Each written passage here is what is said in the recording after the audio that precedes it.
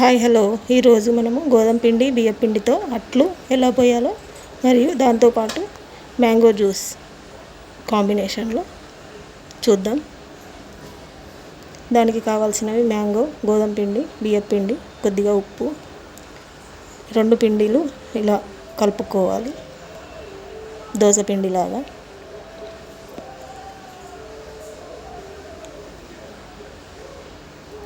మ్యాంగోలని cut చేసి ఇలా slices లాగా తీసేసుకోవాలి.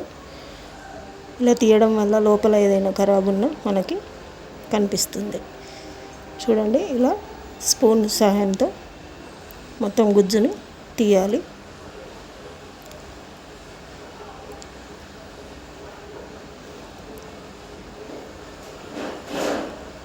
ఎంతో టేస్టీగా మనం ఈరోజు జ్యూస్ అనేది చేసుకుందాం.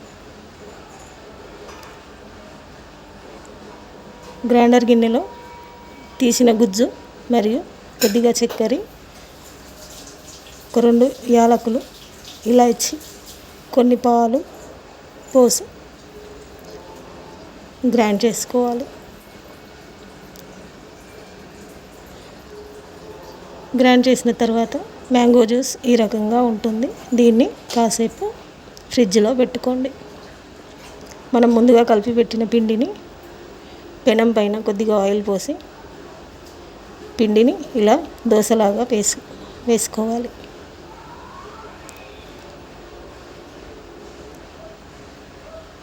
బాగా పలచగా కాకుండా